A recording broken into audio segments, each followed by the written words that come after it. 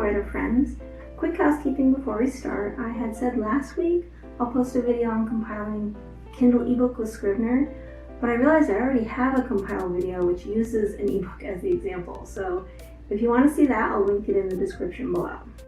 Editing Michelle here. I just wanted to say I apologize for the sound.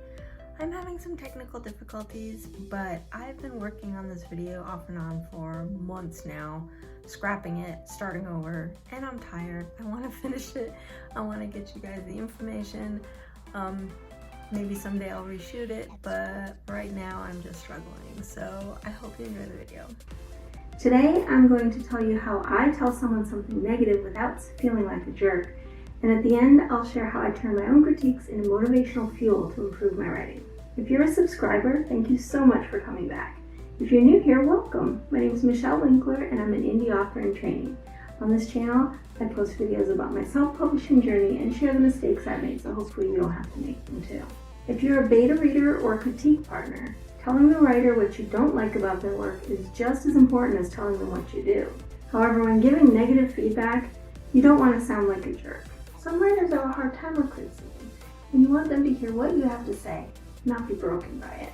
There's debate over the best way to do this, but I like the sandwich method. It starts with positivity, states the negativity in the middle, and then ends with positivity again. Now let's go over each part. Starting with positivity.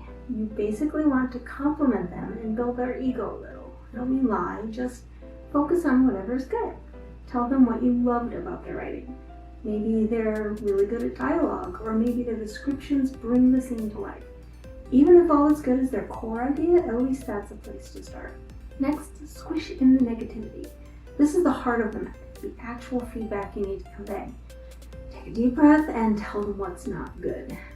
Now, how you say this is as important, if not more so, than what you say. Here's a few things to keep in mind so it doesn't come across sounding too harsh. First, be clear by using specifics. For instance, don't just say the main character sucks. Explain why. Maybe I didn't find the main character relatable, or I don't believe anyone would make the choices she did. This shows them what's wrong so they can fix it. Be polite. Even though the feedback is negative, there's no need to be mean about it. Make sure your criticism is on the writing itself, not the writer. For instance, don't blame the writer for writing poorly or tell them they're bad at it. Instead, specify what aspects of the writing could use improvement. While you're pointing out what's wrong, it can be really helpful to them if you can offer any suggestions you have to fix it. Now, some people consider this writing it for them, but it's really not. Giving one or two examples of word choice or sentence structure can sometimes make them realize what they're doing wrong overall, and then they can apply that to the rest of the story. Lastly, don't apologize. They asked for feedback, you're giving them feedback. Just make sure you're keeping it polite. Now, the last part of the sandwich is to finish with positivity. Tell them you want to read more after they make the changes, but only if you actually do. Tell them you'd like to read something else they wrote, if what they just sent maybe isn't your style. You can also reiterate what you said in the beginning, but word it a little bit differently. You basically want to help get them back up after you've knocked them down. You want them to think, well, yeah, there's a lot to do, but it's not really that bad maybe. The point of the compliment sandwich feedback method is to soften the blow of the negative stuff by surrounding it with positives. If you don't like this method, I'm sure you can find a way that you're comfortable with. If you're still not wanting to give criticism, that's your choice. But remember, not telling them what's wrong or worse yet, lying and saying it's good will not help them improve. You may also be stuck in a situation where they continue to ask your opinion on things you don't like. Now, what if you're on the receiving end of something that looks more like a negativity sandwich, or worse yet, a personal attack? First, if they are making it personal, don't lash out at them, no matter how rude they are. That won't solve anything, and it may make things worse. There's a lot of trolls out there who thrive on conflict. Feeding them attention only makes them stronger. It's better to just ignore them or block them and move on. Next, you may have to change how you think about criticism. Everyone loves positive feedback, and it is important. But negative feedback is a real catalyst for change. You need it to improve. So look at it as an opportunity to get better. Actual critiques will be about your work, not your personality.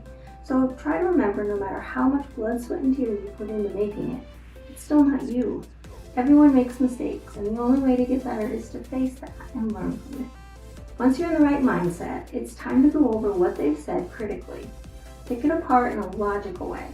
For any feedback that is true and you agree with, add it to your to-do list. If it's not true or you don't think they have a point, remember you don't have to change anything you don't want to. Just make sure you're not dismissing their suggestions without consideration.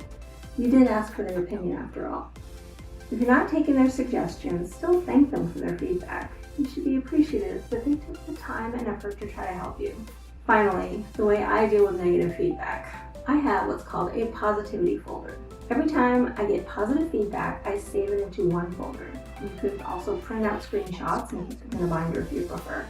The point is to have that positivity file handy so that whenever negative feedback is making it hard to continue, you can look over and remind yourself, you got this, because you do. I'm always looking to improve and bring you better content, so hit the like button so I know you enjoyed this. And let me know in the comments if there's any suggestions you have for future topics. Sign up for my newsletter for updates, sneak peeks, and exclusive content like Keepsakes, a free anthology of 10 short stories with the characters of my debut novel. Link is in the description below. Thanks for watching. I'll see you next time.